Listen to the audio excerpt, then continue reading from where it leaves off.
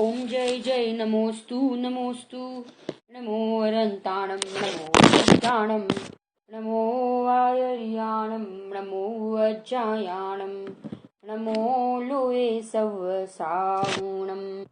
अरहंत सिद्ध सूरी उपाध्याय साधु सर्व अर्थ के प्रकाशी मांगलिक उपकारी है। तिनको स्वरूप जान रागते भई जो भक्ति काय को न माय स्तुति को उच्चारी है। धन्य धन्य तुम ही से काज सब आज भये कर जोरी बार बार वंदना हमारी है। मंगल कल्याण सुख ऐसो हम चाहत है हो मेरी ऐसी दशा जैसी तुम धारी है। हो मेरी ऐसी दशा जैसी तुम धारी है। वर्ल्ड जैन पाठशाला जो बहुत ही सुंदर तरीके से ऑनलाइन चल रही है, उसमें अपना ये आज प्रथम स्वाध्याय है भक्तामर स्तोत्र के ऊपर। यह भक्तामर स्तोत्र ऑलमोस्ट सारे जैन समाजों में दिगंबर, श्वेतांबर, स्थानकवासी सब में ये भक्तामर स्तोत्र बहुत ही प्रसिद्ध है। माने छोटे छोटे बच्चों को भी ये भक्तामर स्तोत्र का पाठ याद है और बहुत से लोग तो इसे रोज बोलते हैं। इस भक्तामर स्तोत्र के माध्यम से हमें वीतरागता का पोषण हो, सच्चे देव की महिमा आए, उनका स्वरूप समझे और हमारे त्रिकाली ध्रुव भगवान आत्मा की हमें दृष्टि हो, इस लक्ष्य से ही हम ये भक्तामर स्तोत्र का पाठ करते हैं। इस स्तोत्र में कहीं पे भी कोई वांछा नहीं की गई है। मैंने मांगतुंग आचार्य देव ने भी जब ये स्तोत्र लिखा तो भक्तामर स्तोत्र लिखा तो उनको ऐसी वांछा नहीं थी कि ये ताले टूट जाए। ताले तोड़ने की दृष्टि से उन्होंने ये भक्तामर स्तोत्र की रचना नहीं की थी। मुझे ये स्तुति करने से, भगवान का गुणानुवाद करने से, भक्ति आदि करने से मुझे बाहर के सहयोग मिल जाए, ऐसा जो अभिप्राय रखता है वो तो घोर मिथ्यात्व है। सारे स्तोत्रों में एक यह सर्वोत्कृष्ट रचना है, अद्भुत महिमा भगवान श्री आदिनाथ की कही गई है। जो भगवान की भक्ति आदि करता है तो अपने आप कषाय की मंदता होती है और पुण्य सहज ही बंध जाता है, और जिसके फल में इस जीव को बाह्य अनुकूल सामग्री, इंद्रादिक के पद, स्वर्गादिक के पद, बाह्य वैभव आदि की प्राप्ति सहज हो जाती है। पूज्य गुरुदेव श्री के भी भक्तामर स्तोत्र के ऊपर बहुत सुंदर प्रवचन अपने पास उपलब्ध है। उन्होंने एक बहुत सुंदर दृष्टांत दिया है कि जैसे कोई वृक्ष के छाया, पेड़ के नीचे, वृक्ष के नीचे कोई गया हो, कोई बैठा हो तो उसको फल तो मिल ही जाता है, परंतु उसको वृक्ष की छाया भी मिल जाती है। माने दोनों चीज मिल जाती है। ऐसे जो अपनी आत्म आराधना करता है, जो आत्म साधना में लगा है, उसको वीतरागता का पोषण तो होता ही है, वीतरागता की प्राप्ति तो होती है, परंतु साथ में पुण्य भी बंध जाता है। भक्ति जब भी हम करते हैं तब तीन चीज की उपस्थिति होती है।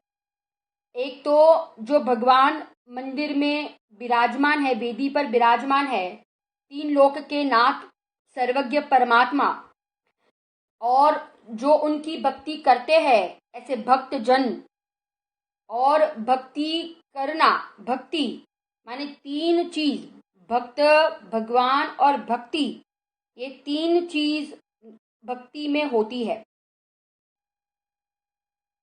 श्वेतांबर जो है उनमें 44 छंद माने जाते हैं। उन्होंने 44 छंद को ही स्वीकार किया है परंतु दिगंबर, स्थानकवासी, तेरापंथी, हमने इसके 48 छंद, हम 48 छंद को स्वीकार करते हैं, 48 छंद। उन्होंने जो बीच के जो चार छंद है 32 छंद से लेके 35 छंद तक जो बीच के छंद है, तो उनको वे नहीं मानते हैं। चार प्रातिहार्य के जो छंद है वे उनको नहीं मानते हैं। एक बार मैं 48 छंदों में क्या क्या स्वरूप आया है वो मैं बताती हूँ। इस स्तोत्र में 48 काव्य है, छंद है। पहला दूसरा छंद है वो जिनेंद्र भगवान की स्तुति करने का संकल्प वाला छंद है। 3 से 6 लघुता, अल्पज्ञता बताने वाले छंद है। 7 से 26 विभिन्न उपमाओं द्वारा जिनेंद्र भगवान की स्तुति और उसका फल का चित्रण किया है। 27 से 37 छंद तक अरिहंत भगवान के समोशरण में अलौकिक जो अष्ट प्रातिहार्य होते हैं उसका वर्णन किया है। और 38 से 47 छंद में भय, संकट आदि का निवारण कैसे हो उसका वर्णन है। और अंतिम काव्य 48 नंबर का, उसमें स्तुति का फल बताया है। जिनेंद्र भगवान की स्तुति का क्या फल है वो बताया गया है। यहाँ जो पहला और दूसरा छंद है ना, भक्तामृत स्तोत्र का पहला और दूसरा छंद, तो इसमें पहले छंद के तीसरी लाइन में जो नाम आया है, जो शब्द आया है युगादा, और दूसरे छंद में जो चौथी लाइन में शब्द आया है प्रथमम जिनेंद्रम। अगर हम इन दो शब्दों को इस भक्तामृत स्तोत्र के काव्य में से, माने पहले दूसरे छंद में से इन दो शब्दों को अगर हम निकाल दे तो पूरा ये भक्तामृत स्तोत्र 24 तीर्थंकरों के ऊपर लागू पड़ता है। क्योंकि इसमें खाली ये पहले दूसरे छंद में ही आदिनाथ भगवान का नाम लिया गया है। जब यहाँ पे कहा कि युगादो माने युग के प्रारंभ में होने वाले कौन थे, वे आदिनाथ भगवान। और प्रथमम जिनेंद्रम माने प्रथम जिनेंद्र आदिनाथ भगवान ऋषभदेव भगवान थे। तो ये दो शब्द को अगर हम निकाल दे तो ये पूरा का पूरा स्तोत्र महावीर भगवान के ऊपर, पार्श्वनाथ भगवान के ऊपर, चंद्र प्रभु भगवान के ऊपर, माने कहीं पे भी कौन से भी तीर्थंकर के ऊपर ये छंद लागू पड़ सकता है। बहुत ही अद्भुत स्तुति आदिनाथ भगवान की इसमें की गई है। अनुपम, गुरुदेव ने तो बहुत अच्छे अच्छे विशेषण कहे हैं कि अनुपम स्तुति है, अद्वितीय स्तुति है, बहुत ही सुंदर स्तुति की गई है आदिनाथ भगवान की इस स्तोत्र में। जैसे देवागम स्तोत्र, स्वयंभू स्तोत्र, एकी भाव स्तोत्र, कल्याण मंदिर स्तोत्र जो है, तो उनका जो पहला छंद का जो पहला शब्द होता है, तो वो पहले शब्द के ऊपर से आचार्य ने उस स्तोत्र का नाम रखा गया है। वैसे ही भक्तामर स्तोत्र का भी जो पहला छंद का पहला शब्द है भक्तामर, उसके ऊपर से ये स्तोत्र का नाम बनाया गया है भक्तामर स्तोत्र। मानतुंग आचार्य के द्वारा यह स्तोत्र की रचना हुई है। मानतुंग आचार्य के द्वारा यह स्तोत्र की रचना हुई है। यह जगत में यह बात बहुत प्रसिद्ध है कि आचार्य के जो 48 ताले थे वे टूट गए, माने जो बंधन था वो टूट गया। तो उसके पीछे क्या कथा है, क्या बात आती है, तो इसमें दो कथाएं आती है आचार्य मानतुंग के लिए। तो हम उस दो कथाओं को हम देखेंगे। पहली एक कथा आती है कि उज्जैन नगरी में राजा भोज रहते थे और उनके समय में एक प्रसिद्ध कादम्बरी नामक एक संस्कृत पुस्तक लिखने वाले एक बाण भट्ट नामक प्रसिद्ध कवि हुए। और मयूर भट्ट उनके ससुर जी थे। वे भी बहुत अच्छी कविताएं लिखते थे। कोई प्रसंग से राजा को उन्होंने माने वेद धर्म प्रत्यक्ष सिद्धि देने वाला है और राजा को उनके ऊपर माने श्रद्धा हुई और उनके धर्म की बहुत तारीफ की। सभा में एक बैठा श्रावक वो जैन धर्म का दृढ़ श्रद्धानी था, तो उन्होंने राजा को कहा कि ऐसी रिद्धि सिद्धि तो जैन धर्म के पुरुष भी उनको भी होती है।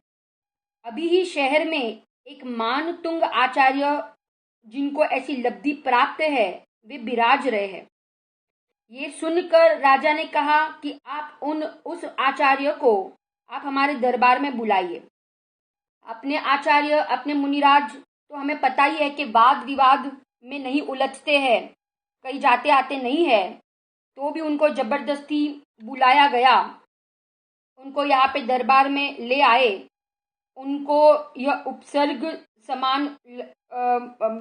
समान लगा और वे मौन रहे। राजा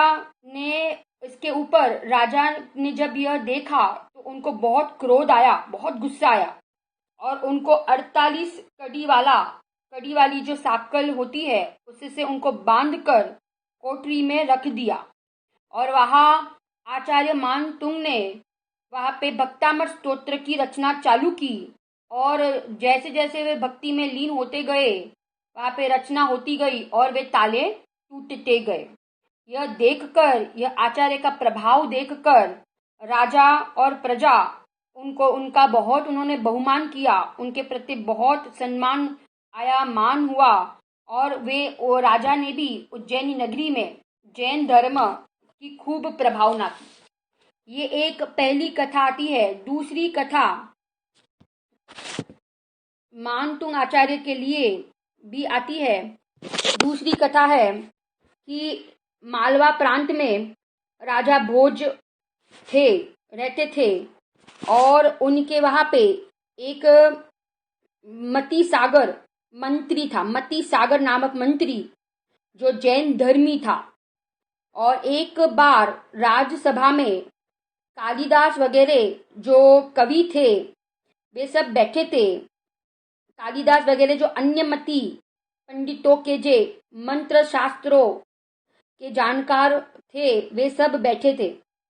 उन्होंने राजा भोज से कहा, अपने राज्य में नग्न साधु का बहुत जोर है और वे विद्वान भी कहलाते हैं, परंतु वे ढोंगी है, ऐसा कालिदास ने कहा राजा से।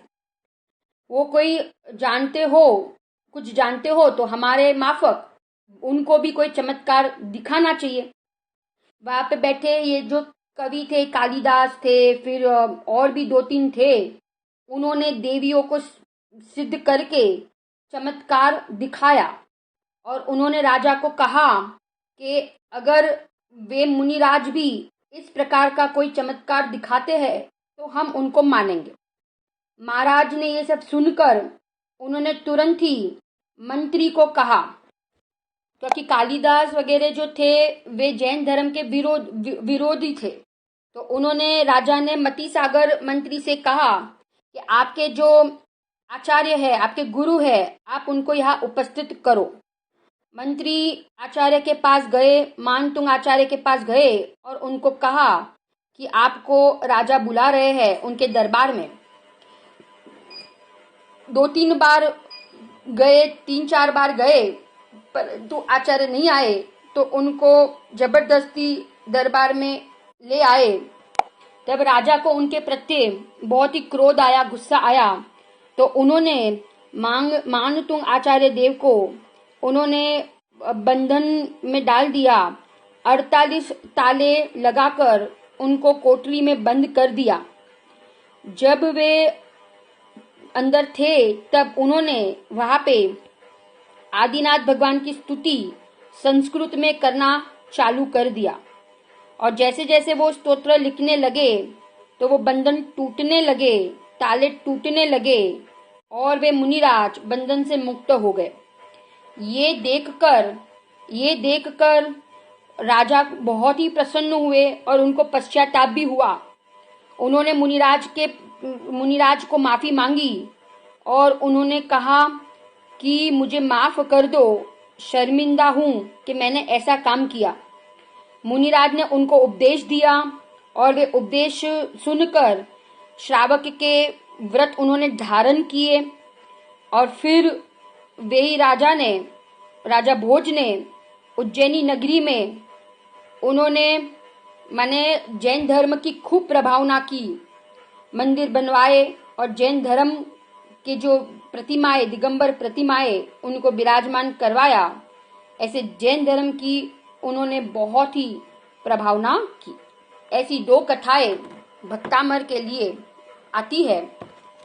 भक्तामर स्तोत्र के जो पहले 2 छंद है, भक्तामर स्तोत्र के जो पहला 2 छंद है, मंगलाचरण, पहला दूसरा छंद मंगलाचरण के रूप में लिखा गया है। मैं यहाँ से पहला छंद पढ़ती हूँ। भक्तामर प्रणत मौलिमणि प्रभाणा मोद्योतकं दलित पापतमोवितानम् सम्यक् प्रणम्य जिनपादयुगं युगादाम् वालम्बनं भवजले पततां जनानाम्। सबसे पहले अपन शब्दावली देखते हैं। भक्त प्लस अमर। भक्त माने जो भक्ति करने वाले। ऐसे अमर शब्द किन के लिए प्रयोग किया है? देवों के लिए। देव जो होते हैं वे अमर होते हैं। अमर क्यों कहा? उसके लिए 2 कारण कहे।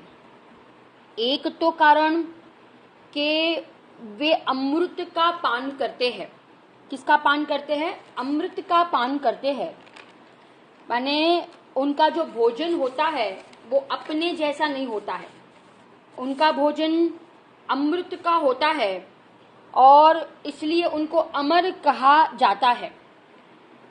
जितने सागरों की आयु, उतने 1000 वर्ष बाद उनके कंठ में से अमृत झरता है, इसीलिए उन्हें अमर कहा जाता है। एक तो अमर इसीलिए कहा जाता है और दूसरा अमर इसलिए कहा जाता है क्योंकि देवों की आयु सागरों में होती है। बहुत ही लंबी आयु होती है देवों की। मनुष्यों की और भोग भूमियों की तो मनुष्यों की वर्षों में होती है और भोग भूमि के जीवों की पल्यों में होती है, परंतु जो देवों की आयु होती है वे सागरों में होती है, इसीलिए उनको अमर कहा जाता है।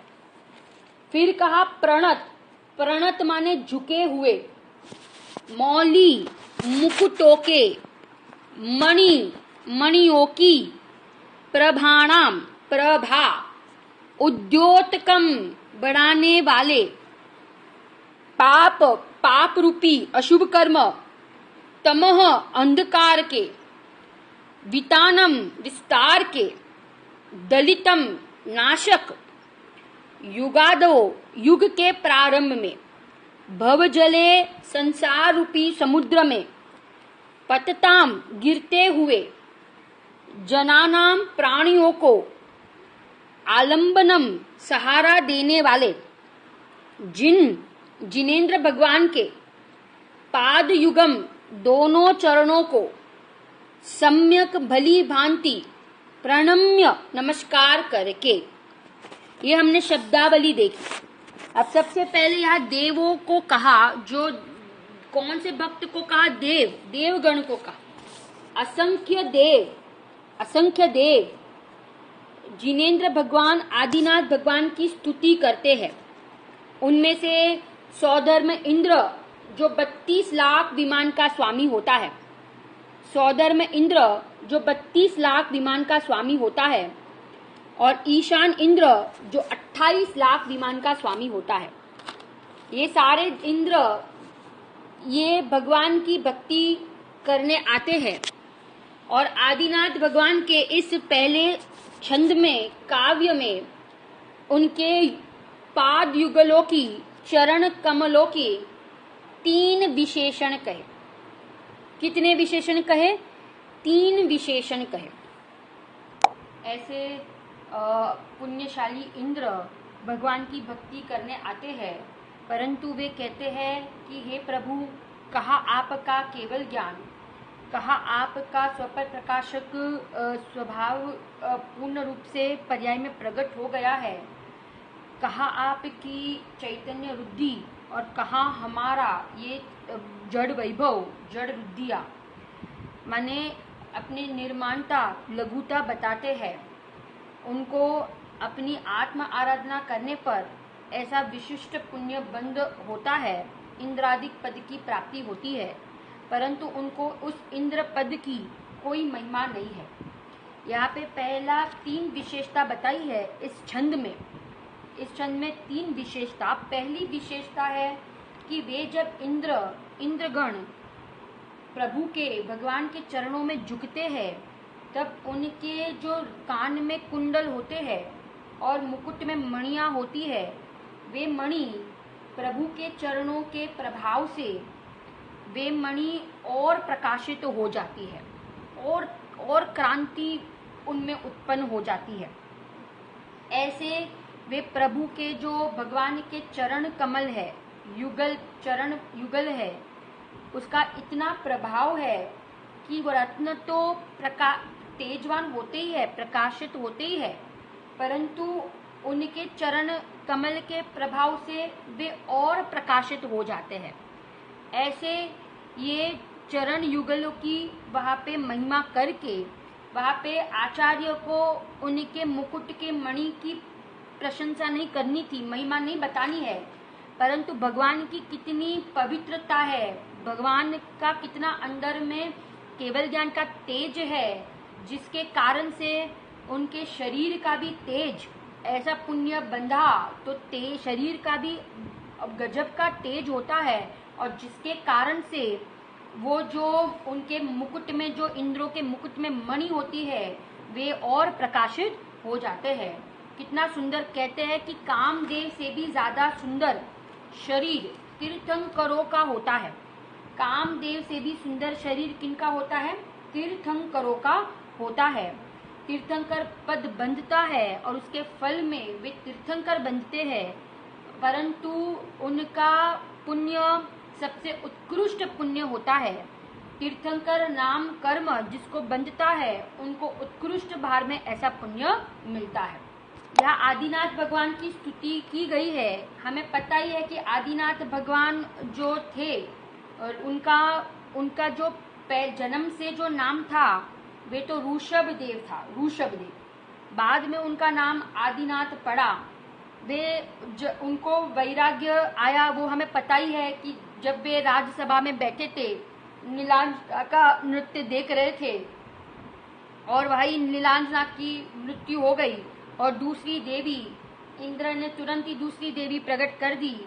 जाति स्मरण ज्ञान के द्वारा उन्होंने संसार की क्षणभंगुरता, अनित्यता जान ली, और तुरंत ही दूसरी देवी वहाँ पे वो प्रकट की, तो उनको वैराग्य आ गया। क्षणभंगुरता देखकर, अनित्यता, क्षणिकता देखकर उनको वैराग्य आ गया। उन्होंने तुरंत ही मुनि दीक्षा धारण कर ली।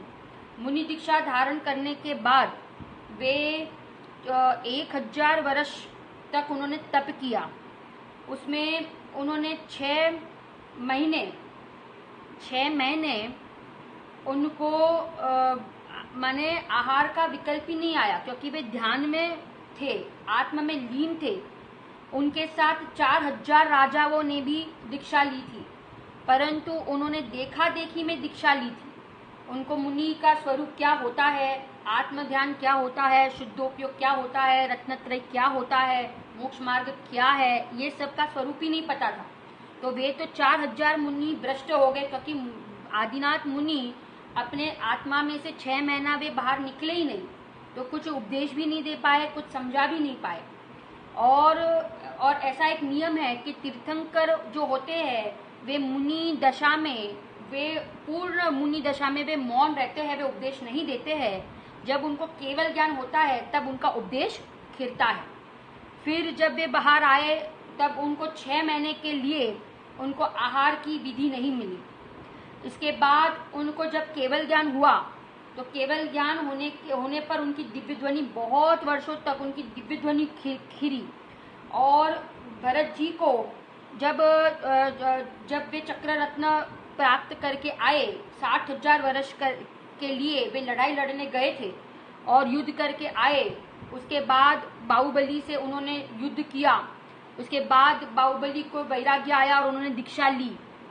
फिर बाहुबली भगवान को ऋषभदेव भगवान के दिव्य ध्वनि के निमित्त से उनको केवल ज्ञान की प्राप्ति हो गई, मोक्ष हो गया। माने ऋषभदेव भगवान के पहले बाहुबली भगवान मोक्ष गए और बाहुबली के पहले अनंत वीर्य मोक्ष गए। और सभा में बैठे कितने ही जीव ऋषभदेव भगवान के पहले मोक्ष गए हैं। इसीलिए परंतु ओम ध्वनि तीर्थंकरों की कीर्ति है और उनके माध्यम से ये सारे जीव जो मोक्ष गए उनको धर्म उपदेश मिला, मोक्ष मार्ग का रास्ता मिला, मोक्ष मार्ग का स्वरूप समझ में आया। क्योंकि ऋषभदेव भगवान के पहले किसी को धर्म का स्वरूप ही नहीं पता था, पता ही नहीं था कि हम धर्म क्या है, सम्यक दर्शन ज्ञान चरित्र की प्राप्ति कैसे की जा सकती है, 7 तत्व 6 द्रव्य आत्मा परमात्मा, ये कुछ भी किसी को पता ही नहीं था। परंतु ऋषभदेव भगवान की ओम ध्वनि के निमित्त से ये सारे जीव केवल ज्ञान लेके मोक्ष गए। यहाँ पे ये पहले छंद में पहली विशेषता हमने देखी कि उनके आदिनाथ भगवान के चरण कमल युगलों के माध्यम से ये जो इंद्रों के मुकुट में मणि होते हैं वे और प्रकाशित और शोभायमान और सुशोभित हो उठते हैं। अब दूसरा विशेषण कहा कि जो पाद युगल है उनके चरणों में मस्तक झुकते ही, उनके चरणों में नमस्कार करते ही जो पाप बांधे थे, सत्ता में जो कर्म बंधे हैं, सत्ता में पड़े थे, वे कर्म अशुभ कर्म वे सब का क्या हो जाता है, नाश हो गया। पाप रूपी अंधकार का नाश हुआ। किसके द्वारा? भगवान के चरण युगल, भगवान के चरण में झुकते ही जो ये अंधकार था, पाप रूप अंधकार था, वो उसका क्या हो गया, नाश हो गया। माने पाप रूपी समूह रूपी अंधकार का नाश करने वाले ये भगवान के चरण कमल है। आया ना एक शब्द दलितम माने नाश होना, दलितम माने नाश करना। जो भी पाप बांधे थे उनके उस पाप रूपी समूह का, अंधकार के समूह का क्या हो गया, नाश हो गया। ये दूसरा विशेषण दिया, बराबर, ये दूसरा विशेषण कहा। और तीसरा विशेषण ये कहा कि जो भव समुद्र में डूबने वाले हैं, जो संसार में डूबने वाले हैं, जो भव समुद्र में डूबने वाले प्राणी है, जीव है, पंच परावर्तन कर रहे हैं, अनंत काल से संसार में परिभ्रमण कर रहे हैं, उनके लिए आप सहारा देने वाले हो, आप आधारभूत हो, आप अवलंबन देने वाले हो। इसलिए हे जिनेंद्र भगवान, आप हमें ये संसार समुद्र से तारने वाले हो, आप तारने में निमित्त बनते हो, आप हमारे शरण हो, शरणभूत हो। जो भी माने संसार में जो रागी हो, द्वेषी हो, निर्धन हो, धनवान हो, है ना, सब के लिए आप कौन हो, तो कहते हैं सहायक रूप हो।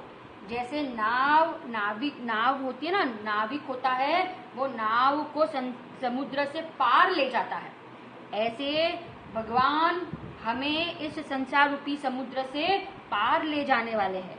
इसलिए हमें बारंबार ऐसे देव शास्त्र गुरु का समागम करना चाहिए, क्योंकि इनके समागम, इनकी शरण में आते ही हमें आत्मा परमात्मा सच्चे देव शास्त्र गुरु का, हमें शुद्धात्मा की, हमें 7 तत्व 6 द्रव्य, स्वतंत्रता, स्वाधीनता, अकर्तापने का, हमें ये क्रमबद्ध का सब कुछ हमें भान होगा, हमें स्वरूप समझ में आएगा और हम अपना काम करके हम ये संसार समुद्र से पार हो जाएंगे। भगवान को तो केवल ज्ञान रूपी लक्ष्मी प्रकट हुई है, उनको तो ये जड़ वैभव की, जड़ की कोई महिमा नहीं आती है ना। और हम भी ये भक्ति करके कोई भी सहयोग की, कोई भी लौकिक वस्तुओं की, कोई पद की, कोई प्रतिष्ठा की हम कामना करते हैं तो हम धर्म तो नहीं करते, पुण्य भी नहीं बांधते, परंतु उल्टा हमें पाप ही होता है। लोग ये लौकिक जीव जो होते हैं, जगत के जीव होते हैं, वे तो समझते हैं, ऐसा अभिप्राय रखते हैं कि भक्तामृत स्तोत्र करने पर हमारे शरीर का रोग दूर होगा, परंतु ये मिथ्या है। ये मिथ्यात्व को पोषण करने वाला अभिप्राय है, ये भ्रम है। क्योंकि हमें ये विचारना चाहिए कि शरीर का रोग हमें दूर नहीं करना है, शरीर तो मेरा है ही नहीं। हमें तो जो अनंत काल से हम जन्म मरण कर रहे हैं ना, इस संसार में हम रखड़ रहे हैं, इस रोग को हमें दूर करना है। और इसीलिए हम ये भगवान की क्या करते हैं, स्तुति करते हैं, गुणानुवाद करते हैं। माने ये भक्ति के द्वारा, ये स्तुति के द्वारा, इस स्तोत्र के द्वारा हम संसार, शरीर और भोगों का अवलंबन छोड़कर, ये संसार, शरीर और भोगों का अवलंबन छोड़कर भव रूपी समुद्र से हम क्या हो जाए, पार हो जाए। इसके लिए हम क्या करते हैं, तो कहते हैं भगवान की स्तुति करते हैं। जबरदस्त एक एक काव्य, एक एक छंद में इतनी सुंदर भगवान की, आदिनाथ भगवान की महिमा की गई है। हमें भी ऐसे भगवान का स्वरूप यथार्थ रूप में समझना चाहिए और स्वरूप समझकर हमें अपने शुद्धात्मा की महिमा आए। क्योंकि ज्ञानी के जीवन में निश्चय और व्यवहार दोनों का सुमेल होता है। निश्चय और व्यवहार, कहते हैं ना, खाली शुभ भाव वो व्यवहार नाम नहीं पड़ेगा निश्चय के बिना। निश्चय के साथ वाला जो शुभ भाव होता है वो व्यवहार को नाम पाता है। ऐसे यहाँ पे हम इस स्तोत्र को बोलकर किसी भी लौकिक वस्तु, कंचन, कामिनी, पद, यश, है ना, लौकिक वांछाएं, वस्तुएं, स्नेह से, लोभ से, भय से, किसी भी प्रकार की वांछा के द्वारा हम ये स्तोत्र को ना पढ़े, निष्काम भाव से वितरागता का पोषण करने के लिए हम इस स्तोत्र को पढ़े, सुने और समझे। क्योंकि पहले ही कहा कि ये स्तोत्र जब हम पढ़ते हैं, पाठ करते हैं, स्वरूप भगवान का विचारते हैं, गुणगान गाते हैं, तो पुण्य तो अपने आप बंध जाता है। क्योंकि उसमें उस समय कषाय की मंदता होती है, तो पुण्य तो अपने आप बंध जाता है। तो ऐसे हमें पुण्य नहीं चाहिए, परंतु हमें अपने प्रयोजन की सिद्धि करनी है। हमें पवित्रता की महिमा आनी चाहिए। भगवान की कितनी पवित्रता है, अंदर में इतनी पवित्रता है, तो बाहर में ऐसा तीर्थंकर नाम कर्म सहज उनको बंध गया। अंदर में आत्मा की कितनी आराधना की होगी कि ऐसा अद्भुत उनको पुण्य बंधा। क्योंकि ऐसा तीर्थंकर गोत्र चक्रवर्ती के पद, त्रेषशला का पुरुष के पद ज्ञानियों को ही बंधते हैं, अज्ञानी को नहीं बंधते हैं। क्योंकि अज्ञानी को पुण्य की महिमा है, जड़ वैभव की महिमा है, और ज्ञानी को शुद्धात्मा की, अपने आत्मा की महिमा होती है। ऐसे हम भी अपने आत्मा की महिमा हमें आए। और हम 3 विशेषण जो बताए, पहला विशेषण क्या बताया, पहला विशेषण बताया कि उनके पाद चरणों में, चरण युगलों में झुकते हैं इंद्रगण, तब उनके चरण युगल के प्रभाव से जो मुकुटों की मणि होती है वे और चमकते हैं, सुशोभित होते हैं। दूसरा कहा कि उनके चरण कमल में जब झुकते हैं, नमस्कार करते हैं, तो पाप रूप अंधकार के समूह को वो नष्ट करते हैं, उनका नाश हो जाता है। और तीसरा विशेषण हमने देखा, क्या देखा, कि जो संसार समुद्र में डूबे हुए जीव है उनको आप सहारा रूप हो, शरणभूत हो, अवलंबन रूप हो। इसीलिए हे जिनेंद्र भगवान, मैं आपकी स्तुति करने आया हूँ। ऐसी आपकी स्तुति के माध्यम से मुझे भी मेरे परमात्मा पद की प्राप्ति हो। अभी मंगलाचरण में गाया ना, हो मेरी ऐसी दशा जैसी तुम धारी रे, मुझे भी आप जैसी दशा की प्राप्ति हो और मैं भी संसार समुद्र से, भव समुद्र से पार हो जाओ, अनंत काल सिद्धालय में विराजमान हो जाओ। इसी मंगल भावना के साथ अपन स्वाध्याय पूरा करते हैं। निज निधि निज में बताई, यह अनंत उपकार है, इसके लिए जिन वाणी माँ को वंदना शत बार है, वंदना शत बार है।